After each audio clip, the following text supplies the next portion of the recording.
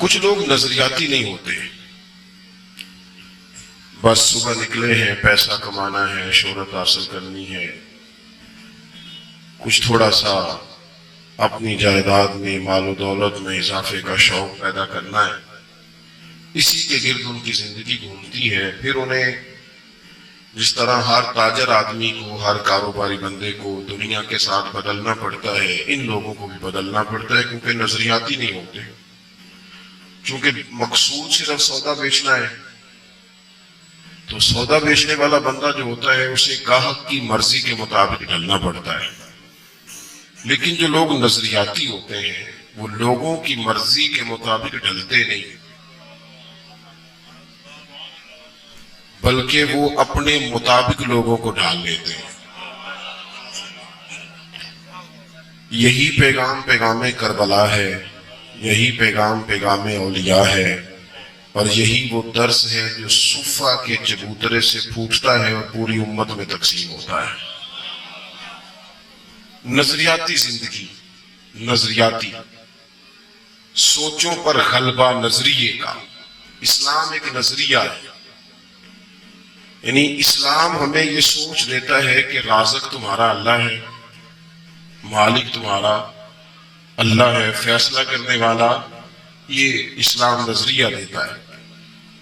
جب بندہ نظریاتی ہو جاتا ہے نا، نظریاتی کہ مجھے روزی دینے والا اللہ ہے، پھر غور کرے میں کیا کہہ رہا ہوں، جب اسے انشراح صدر حاصل ہوتا ہے کہ اللہ نے روزی دینی ہے، تو پھر اس کی ساری دکان گاہکوں کے بھری ہوئی ہو نا، ساری، اور مہنگا ترین سامان خریدنے والے گاہک موجود ہوں، تو آسان ہو جائے تو وہ دکان اس لیے بند کر دیتا ہے کہ روزی گاہک نے نہیں دینی، روزی تو اللہ نے دینی ہے، چھوڑ کے چلا جاتا ہے۔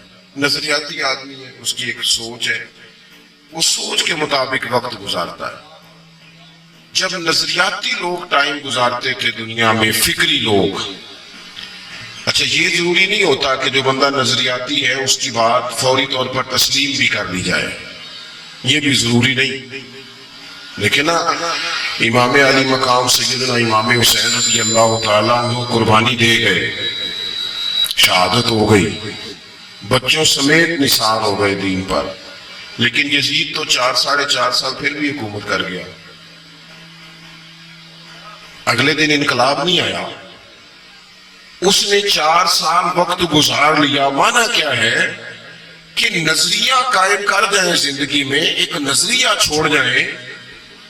4 سال وہ حکومت پہ رہا، لیکن آج بھی کوئی اپنے آپ کو اس کا وارث کہنے کو تیار، جن کا دل بھی کرتا ہے نا بڑا اس کے قریب ہونے کو، وہ بھی ذرا جھچک کے نام لیتے ہیں۔ اور ہم سے نہ رقم ہوں گے قصیدے یزید کے، ہم لوگ تو حسین کے سیرت نگار ہیں۔ یہ ضروری نہیں کہ سویرے آپ کا نظریہ غالب آ جائے، ٹائم لگتا ہے، وقت لگتا ہے۔ کبھی حضرت یوسف کو جیل بھی جانا پڑتا ہے، لگ جاتا ہے وقت، لیکن یہ تو اللہ کی قدرت ہے نا، جس ملک کے قیدی ہیں اسی ملک کا رب نے انہیں حکمران بنا دیا ہے۔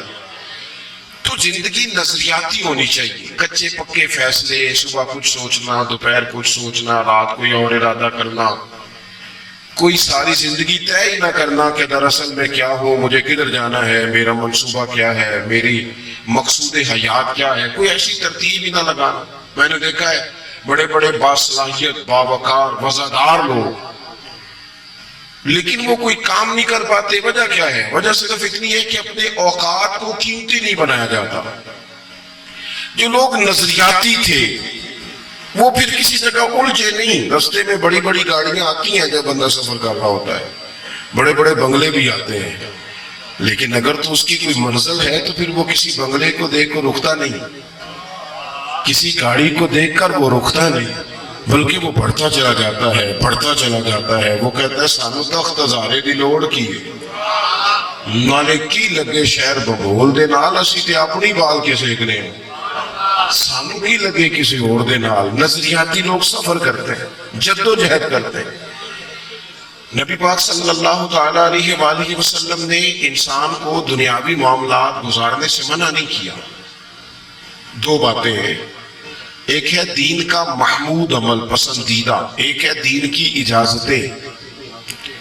دین کی اجازت یہ ہے کہ آپ کے پاس کروڑوں روپے ہے تو آپ بہترین کوٹھی بنائیں، آپ کے پاس جائز پیسے ہیں تو مہنگی ترین گاڑی میں بیٹھیں، اجازت ہے دین۔ لیکن ایک ہے رسول پاک کا اپنا طریقہ، ایک ہے نبی پاک کی اپنی سوچ، حضور کا اپنا طرز حیات۔ وہ کیا ہے؟ حضرت عمر اپنے مزاج کے لحاظ سے تمام سخت آدمی ہے اور سخت اصول پر ہے، ضدی سخت نہیں، اصولوں پر سخت ہے۔ اور صحیح بخاری میں موجود ہے حضرت عمر نبی پاک صلی اللہ علیہ وسلم کی زیارت کرنے گئے تو یہ ایسے ہی فٹافٹ رو دینے والے آدمی نہیں تھے۔ حضور کی زیارت کی تو محبوب آرام فرماتے، حضور اٹھے، نبی پاک اٹھے حضرت عمر سے ملنے کے لیے تو ذرا کمر مبارک سے کپڑا ہٹا تو موٹے موٹے بان کی چارپائی ہوتی ہے نا کہ موجودی منجی آتی تھا سی، اس کے نشان حضور کی کمر مبارک پر۔ اب حضرت عمر فاروق رضی اللہ تعالیٰ عنہ اس درد میں رو پڑے، عرض کی یا رسول اللہ صلی اللہ علیہ وسلم کیسے لوگ اس رات اتنی موج کر رہے ہیں اور آپ یہاں اس تکلیف میں۔ ایک بات اور بھی آپ ذہن میں رکھیں کہ حضور کا فقر اختیاری ہے، توجہ ہے میری بات پر آپ دوستو، نبی پاک کا جو فقر ہے وہ فقر اختیاری ہے، حضور نے جان بوجھ کے اختیار کیا ہے، اس پر حضور مجبور نہیں، بلکہ وہ تو دو جہاں کے شاہ ہیں، بس پاس کچھ رکھتے نہیں، دو جہاں کی نعمتیں ہیں ان کے خالی ہاتھ میں۔ نبی پاک علیہ السلام کا یہ فقر اختیاری ہے۔